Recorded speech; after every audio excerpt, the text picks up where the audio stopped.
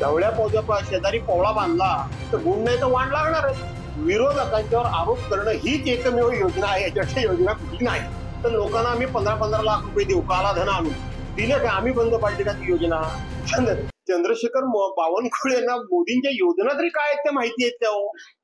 चंद्रशेखर बावनकुळेंनी मोदींच्या योजना काय त्या कधी सांगितल्यात काय? मोदींच्या योजना म्हणजे कुठल्या?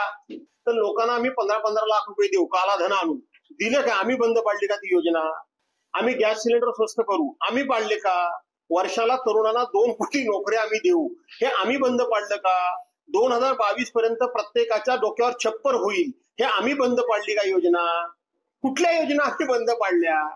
कुठल्याही आम्ही योजना बंद पाडलेल्या नाहीत. परंतु बावनकुळेंना सुद्धा माहिती आहे की नरेंद्र मोदींच्याकडे फक्त आणि फक्त विरोधकांच्यावर आरोप करणं हीच एकमेव योजना आहे. याच्याशी योजना कुठली नाही.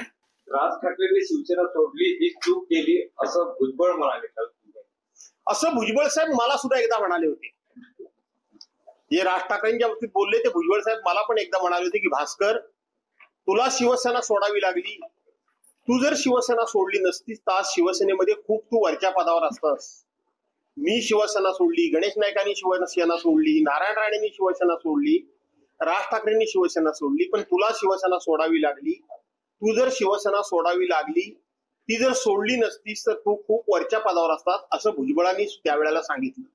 हे त्यांचं मत झालं, हे त्यांचं मन झालं की शिवसेना सोडल्यामुळे ज्यांचं नुकसान झालं त्यांच्या सकट, स्वतः सकट त्यांना वाईट वाटतं म्हणून ते बोलले. त्याच्यामध्ये त्यांचा काही वाईट हेतू होता किंवा वाईट हेतू असेल असं मला वाटत नाही. भुजबळांची कुठेतरी अजित पवारांसोबत जाण्याची इच्छा नव्हती असं विजय वडेट्टीवार यांनी खासगीत बोलले. विजय वडेट्टीवार खासगीत बोलले म्हणजे तुमच्याजवळ बोलले, माझ्याजवळ खासगीत बोलतील तेव्हा मी तुम्हाला खासगीत येऊन सांगेन.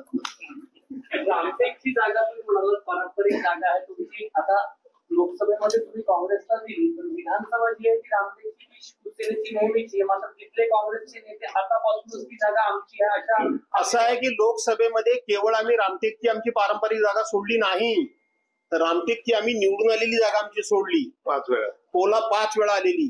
कोल्हापूरची जागा सातत्याने निवडून येणारी आमची सोडली. आमची अमरावतीची जागा सुद्धा सातत्याने निवडून येत होती, मागच्या वेळेला थोडी गडबड झाली, तीही जागा आम्ही सोडली. अशा अनेक जागा आम्ही सोडलेल्या आहेत आणि म्हणून त्याची नोंद ही महाराष्ट्रातल्या जनतेकडे आहे आणि त्याचबरोबर काँग्रेस पक्षाच्या वरिष्ठांच्याकडे सुद्धा याची नोंद आहे. त्यामुळे चिंता करण्याचं कारण नाही. योग्य तो निर्णय होईल. रामटेकची जागा ही आमचीच निवडून आलेली आहे, ती आमच्याकडेच राहील. वायकरांच्या नातेवाईकांनी ईव्हीएम अनलॉक करणारा फोन वापरला होता अशा प्रकारचा आरोप होतोय. त्या संदर्भात त्यांच्या नातेवाईकांना चौकशीसाठी सुद्धा असं आहे की ईव्हीएम हॅक करणं हा भारतीय जनता पार्टीचा हातखंडा आहे आणि त्याचबरोबर भारतीय जनता पार्टीचे सहयोगी एकनाथराव शिंदे आणि त्यांचे उमेदवार रवींद्र वायकर. ढवळ्या पौद्या शेजारी पोळा बांधला तर गुण नाही तर वाण लागणारच, त्याला लागलंच असणार. संजय राऊतांनी भाजपवर टीका केली आहे, ज्याचा खावा मीठ त्याचीच मारावी मीठ अशा पद्धतीचं वक्तव्य भाजप. आमचे नेते संजयराव राऊत यांनी भाजपाला दे माय धरणी काय केलेलं आहे, त्यांना सळोखे पळो करून सोडलेला आहे. संजयराव राऊतांनी लिहिलेले अग्रलेख आणि त्यांनी केलेला एखादा आरोप, त्यांनी केलेली टीका ही देशभरातले विविध जे मीडियाचे चॅनल आहेत, ऑन एअर ज्याला म्हणतात, त्याच्यावर दाखवले जातात. त्यामुळं एकदा संजयराव कधीतरी म्हणाले होते की 1 राऊत 100 दाऊद, त्याची पुन्हा आठवण भाजपाला येत असेल.